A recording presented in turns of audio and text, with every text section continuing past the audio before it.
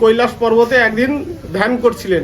সেই তিনি যখন ধ্যান ও জগৎযুক্ত অবস্থায় ছিলেন, সেই একদম জগৎযুক্ত অবস্থার থেকে তিনি মনে মনে একটা শক্তি উৎপন্ন করেন। সেই শক্তির মূল উদ্দেশ্য কি ছিল না, এই জগতের ব্যালেন্স রক্ষা করা এবং মানুষের যে চাওয়া পাওয়া আছে সেগুলো পরিপূরণ করা এবং দুঃখ কষ্ট ব্যথা বেদনা এগুলো পূরণ করার জন্য তিনি দেবাদিদেব মহাদেব তার হৃদয় থেকে মন থেকে একটি শক্তি নির্গত হন এবং তিনি মনে মনে কামনা করে তিনি চেয়েছিলেন এই সৃষ্টিকে সুন্দরভাবে প্রতিপালন করার জন্য একটা শক্তি জাগ্রত হোক এবং সেই শক্তিটাই এই জগৎকে মানুষের আমার এই যে সৃষ্টি জগৎ, এই জগতের মধ্যে মানুষ রয়েছে, পশু পক্ষী কীটপতঙ্গ বিভিন্ন রকম গুল্মলতা আদি সমস্ত কিছুকে একটা ব্যালেন্স সহকারে যাতে সুন্দরভাবে পরিচালনা করে সেই দায়িত্বটা দেওয়ার জন্য একটা শক্তির সেখানে সৃষ্টি করেন।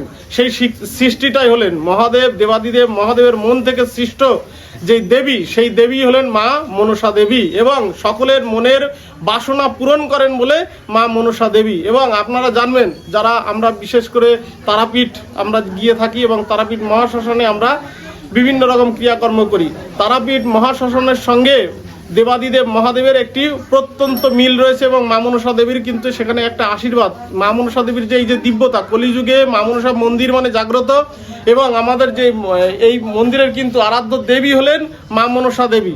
তারাপীঠ মহাশ্মশানে আপনারা জানবেন যে তারা মা যখন দেবাদিদেব মহাদেব সমুদ্র মন্থনের কালকূট বিষ যখন তিনি ভক্ষণ করেছিলেন, গলাধকরণ করার পরে তিনি কিন্তু অচৈতন্য হয়ে যান এবং তারা মা তার স্তন সুধা দিয়ে দেবাদিদেব মহাদেবকে সুস্থ প্রদান করেন।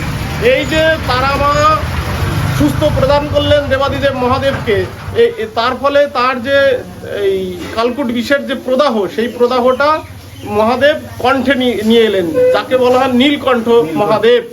এই নীলকণ্ঠ মহাদেব একদিন যখন মা মনসা দেবী কৈলাস পর্বতে গিয়েছেন এবং তার পাশে যিনি মা রয়েছেন সেই মাকে জিজ্ঞাসা করছেন, মা পার্বতীকে জিজ্ঞাসা করছেন, মা এই যে কৈলাস পর্বতের চারিদিকে দেখছি সুন্দর সবুজ পরিবেশ ছিল, কিন্তু হঠাৎ করে কেমন যেন বিষণ্ণ একটা পরিবেশ তৈরি হচ্ছে। তখন বলছে যে দেবাদিদেব মহাদেব তিনি সমুদ্র মন্থনে যে কালকূট বিষ ভক্ষণ করেছিলেন তার প্রভাব কখনো কখনো সেই দেহ থেকে বাইরেও বের হয়ে আসে এবং এই রকম একটা বিষাক্ত পরিবেশের সৃষ্টি হয়। তখন মা মনসা দেবী তিনি দেবাদিদেব মহাদেবের মানস কন্যা, সেই মানস কন্যা হৃদয়ের মধ্যে কিন্তু কষ্ট এসছিল যে মহাদেবের তার যে বিষের ফলে দেবাদিদেব মহাদেবের কষ্ট পায়। তখন এই মা মনসা দেবী কিন্তু ওই যে দেবাদিদেব মহাদেবের যে বিষ ছিল, কষ্টের কারণ ছিল, সেই কারণটা নিজে ধারণ করেন। নিজে ধারণ করে তিনি কিন্তু এই বিষটা নিয়েছিলেন। এই জন্য দেবাদিদেব মহাদেব এবং মা পার্বতী মা মনসার প্রতি খুব প্রসন্ন হন। প্রসন্ন হওয়ার পরে এবং নারায়ণ, মা পার্বতীর ভাই হলেন নারায়ণ, নারায়ণ দেবী তখন কিন্তু নাম দেন বিষহরি। তিনি নারায়ণ তখন সেখানে দাঁড়িয়ে বলেছিলেন, তুমি দেবাদিদেব মহাদেবের বিষ যখন হরণ করলেন, তোমাকে আমি একটা নাম দিচ্ছি, সেটা হলো বিষহরি। এই বিষহরি নামে তুমি জগৎ প্রসিদ্ধ হবে এবং তোমার এই আসন জাগ্রত হবে, যেখানেই পুজো দেওয়া হবে তুমি জাগ্রত রূপে পূজিত হবে এবং তুমি দেবাদিদেব মহাদেবের যেহেতু বিষ হরণ করেছো, এই যে ত্রিতাপ দগ্ধ দৈবিক আদিভৌতিক আধ্যাত্মিক যে জর্জরিত যে মানুষ, তাদের যে দুঃখ কষ্ট ব্যথা বেদনা সমস্ত ব্যথা বেদনা কিন্তু মা মনসা দেবী হরণ করবেন। যেই রকম দেবাদিদেব মহাদেবের বিষ কষ্ট হরণ করেছিলেন, এই জগতের সমস্ত মানুষের কষ্ট এই মা মনসা দেবী এই জীবন্ত জাগ্রত আসন থেকে মা মনসা দেবী সমস্ত মানুষের দুঃখ ব্যথা বেদনা সমস্ত কিছু হরণ করে যা কিছু তার চাওয়া, সেই মনের যে আশা, সেই মনের আশা পূরণ করবেন। তাই মনসা দেবীর এক নাম হলো বিষহরি আর এক নাম হলেন মা মনসা। তাই আমরা মা মনসা দেবীর আসনে এসেছি, আমরা ভক্তিভরে প্রণাম জানাচ্ছি মা মনসা দেবীকে এবং আমরা আমন্ত্রণ জানাবো আপনারা সকলেই জীবন্ত মা মনসা মন্দিরে আসবেন। এই মা মনসা দেবী সাক্ষাৎ বহু সময় বহু মানুষের বহু রকমভাবে জীবন কিন্তু প্রদান করেছেন এই মা মনসা দেবী। এই অমৃত প্রদাহিনী মা মনসা, মনের আশা পূরণকারী মা মনসা, দুঃখ কষ্ট ব্যথা বেদনা হরণকারী বিষ হরণকারী এই মা মনসার মন্দিরে আপনারা আসবেন এবং এখানে মানত করবেন, এখানে প্রণাম নিবেদন করবেন। এখানে জীবন্ত মা মনসাকে আপনারা সাক্ষাৎ দর্শন করতে পারবেন এবং আসনে যখন মা মনসা আসবেন তার উপস্থিতি আপনারা জানতে পারবেন, উপলব্ধি করতে পারবেন, নিজের চোখে সাক্ষাৎ দর্শন করতে পারবেন। এই রকম জীবন্ত মা মনসা মন্দিরে আসুন, আপনার যত ব্যথা বেদনা দুঃখ কষ্ট যা কিছু আছে এই মা মনসা, জীবন্ত মা মনসা এই আসন থেকে আপনার আশীর্বাদ দিয়ে সমস্ত ব্যথা বেদনা সমস্ত দূরীভূত করবে। জয় মা মনসা। আচ্ছা, এমনটাও কথিত রয়েছে এই মা মনসা মন্দিরে কেউ এসছে বা কিছু মানত করেছে, মায়ের কাছে কিছু বলেছে, মানে টেনে পা দিয়েছে আর বাড়ি যেতে না যেতেই সেই মনস্কামনা পূর্ণ হয়ে গেছে, এরকমটি ঘটেছে। প্রচুর মানে আপনার কি জানা আছে এই ব্যাপারে? হ্যাঁ, এইরকম প্রচুর মানুষ রয়েছে যারা এইখানে শুধুমাত্র এই ভিডিও দেখে যারা মনে মনে মানত করেছেন তারা কিন্তু এই মা মনসা দেবীর আশীর্বাদ পেয়েছেন এবং পরবর্তীকালে এসে এই আসনে পুজো দিয়ে গিয়েছেন।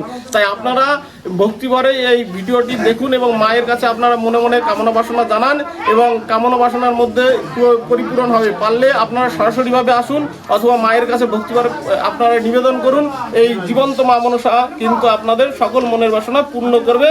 সুস্থ, চাকরি, সন্তান সমস্ত কিন্তু এই আসন থেকে আপনারা পেয়ে যাবেন। আচ্ছা, অনেকে বলে এগুলোকে ভণ্ডামি, মা মনসা মন্দিরের স্থান বা এইগুলো অনেকে আমি কারণ এই ভিডিওগুলো করি, তো আপনি যদি এই ব্যাপারে একটুখানি আমাকে হেল্প করেন। অনেকে বলে ভণ্ডামি। এটা সাধারণত বিভিন্ন রকম মানুষ বিভিন্ন প্রান্তে গিয়ে আমি একটা ভিডিওতে বলেছি যারা নাস্তিক তারাও যদি আসে তারাও কিন্তু এই মা মনসার কাছ থেকে উপকার পায়। বিভিন্ন ক্ষেত্রে মানুষ যা দেখে থাকে সেই অনুযায়ী মানুষ সাইকোলজিক্যাল ভাবে একটা সিদ্ধান্ত নিয়ে থাকে, কিন্তু আমরা আপনি পূর্ব যে চিন্তা ভাবনা সেই চিন্তা ভাবনার মধ্যে আবদ্ধ না থেকে আপনারা সরাসরিভাবে এখানে আসুন এবং এসে এখানে পুজো দেন, মানত করেন এবং এখানে মায়ের একবার শুধুমাত্র দর্শন করুন। একবার দর্শন করে চোখ বুজে মায়ের কাছে শুধু আপনার মনের বাসনা জানান, তাহলে আপনি নিজেই প্রমাণ পাবেন যে এই মা কত জীবন্ত, জাগ্রত এবং সকলের মনের আশা পূরণকারী। এই মা মনসার আসনে আপনারা একবার আসুন, আসলে আপনাদের যে চিন্তা ভাবনা নেগেটিভ রয়েছে এই নেগেটিভটা থাকবে না। আপনারা কাজেই প্রমাণ পাবেন যে মা মনসা কত জীবন্ত, মায়ের আশীর্বাদ কত মহান এবং স্নেহময়ী। মা তো জগৎ মা, জগৎ জননী মা। এই জগৎ জননী মায়ের কাছে আপনারা শুধু একবার ভক্তি করে আসুন, চোখের জল দিয়ে একবার শুধু মায়ের এই আসনটা ধুয়ে দিয়ে যান, আপনার সমস্ত কিছু এই মা মনসাই পরিপূরণ করবেন। জয় মা মনসা, জয় মা বিশ্বহরি, জয় মা মনসা। আমাকে একটু ধরে দিতে বলবেন আপনি? জয় মা মনসা, জয় মা মনসা, জয় মা মনসা মায়ের জয়। মা সকল ভক্তের তুমি মনোবাসনা পূর্ণ করে দিও মা, জগৎ জননী মা। হে মা।